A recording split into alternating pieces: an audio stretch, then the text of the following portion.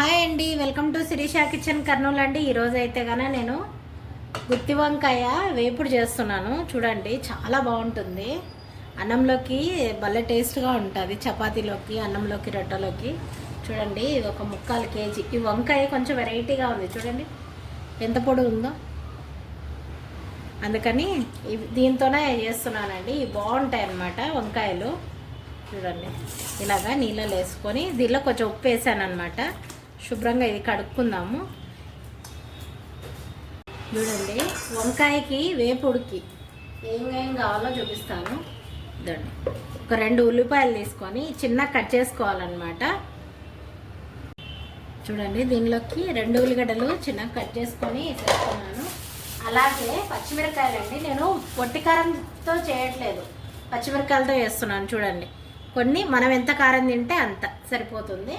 మేమైతే కొంచెం కారం ఎక్కువ తింటాం కదండి, అందుకని ఇదండి. అలాగే ఎల్లిపాయలు కూడా పులిసి పెట్టుకున్నాను కదా, ఆ ఎల్లిపాయలు. అలాగే కొంచెం జీలకర్ర అన్నీ మిక్సీకి వేసి దాంట్లో నింపేసుకుందామండి. అలాగే ఉప్పు వేసుకుందాం కొంచెం. చూడండి, ఉప్పు తగినంత ఉప్పు. ఇదంతా కలిసి బాగా మెత్తగా పేస్ట్ మాదిరి వేసుకుందామండి.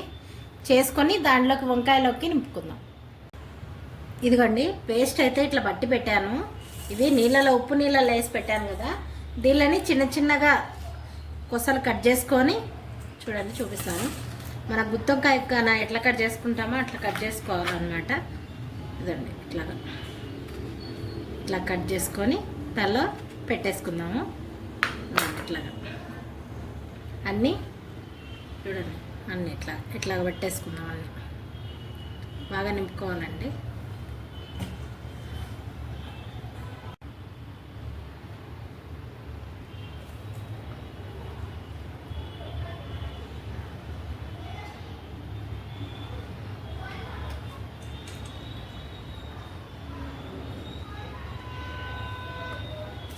అన్నీ ఇలాగ పెట్టేసుకుందామండి. అన్నీ ఇట్లా పెట్టేసుకొని వేయించుకుందాం బాగా. చాలా బాగుంటుందండి వంకాయ మాత్రము. ఈ కారం, పచ్చిమిరకాయలు కదా, సూపర్ టేస్ట్గా ఉంటుంది. ఎల్లిపాయ, ఉల్లిపాయ, జీలకర్ర చాలా బాగుంటుందండి. ఇవన్నీ వంకాయ మాత్రం గుత్తి వంకాయ కారం సూపర్గా ఉంటుంది అన్నమాట.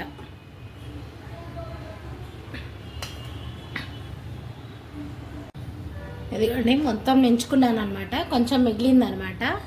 ఇది తర్వాత వేసుకుందాము. అలాగే ఒక ఉల్లిగడ్డ, చిన్న ఉల్లిగడ్డ కట్ చేసినానండి. ఇప్పుడు మనం బాల పెట్టుకుందాము. దీనిలోకి కొంచెం ఆయిల్ వేసుకుందాం. ఇదండి, బాల పెట్టుకున్నాం కదా, కొంచెం ఆయిల్ వేసేసుకుందాం. ఒక 2 స్పూన్లు వేస్తున్నానండి ఆయిల్, సరిపోతుంది. దీనిలోకి కొంచెం ఆవాలు వేసుకుందాం. అలాగే కొంచెం కరివేపాకు కూడా వేసుకున్నామండి. ఇదండి, కొంచెం కరివేపాకు.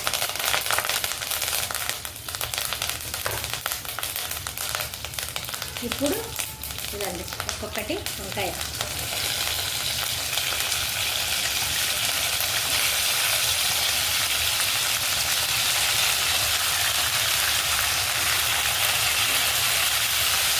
వేసేసి అలాగే మూత పెట్టేసుకున్నామండి.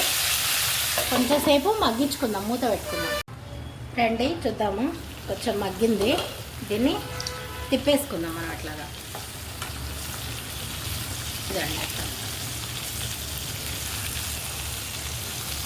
అన్నీ తిప్పేసుకుంటే మళ్ళీ సన్న సెగకు అట్లాగే పెట్టుకుంటే బాగా లోపలదంతా పక్కకు పోకోకుండా మంచిగా దీంట్లోనే ఉంటుంది అన్నమాట మనకి.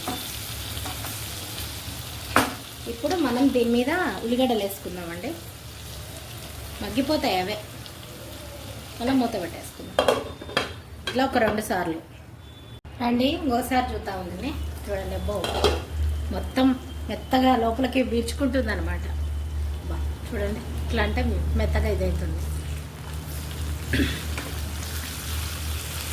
మనము నాన్ స్టిక్ కదండి, ఎక్కువ నూనె పట్టదు. నేనైతే కనుక కొంచెం నూనె వేసాను, ఎందుకంటే వేపుడు కదా, మనకి నూనె లేకపోతే అంత బాగుండదు. చూడండి, ఇది వేసేసుకున్నాము. కొంచెం సేపు మగ్గించుకుంటే అయిపోతుంది అన్నమాట.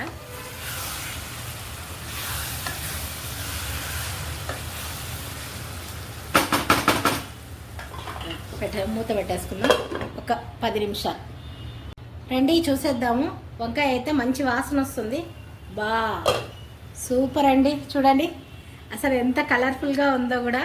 గుత్తొంకాయ చూడండి మొత్తం మెత్తగా అయిపోయిందనమాట. కనిపిస్తుందా మీకు? చూడండి ఎంత మెత్తగా అయిందో అంత మెత్తగా అయింది. ఇది చూడండి ఎంత ఎంత పచ్చిమిరపకాయలు నేను చేసిన గుత్తి వంకాయ పచ్చిమిరపకాయలతో వేపుడు అండి. గుత్తి వంకాయ వేపుడు చాలా చాలా బాగుంటుంది. చేసుకొని చూడండి మీరు, ఎంత బాగుంటుందో అంత చూడండి. ఇప్పుడు కొంచెం కొత్తిమీర వేసేసుకుందాం దీనిలోకి. అంతే అండి, గుత్తి వంకాయ కూర సూపర్గా ఉంటుంది. చూడండి నేను చేసిన గుత్తి వంకాయ వేపుడుని మీకు నచ్చినట్టయితే లైక్ చేయండి, షేర్ చేయండి, కామెంట్ చేయండి, సబ్స్క్రైబ్ చేసుకొని పక్కనున్న బెల్ గంటని కొట్టండి ప్లీజ్ అండి.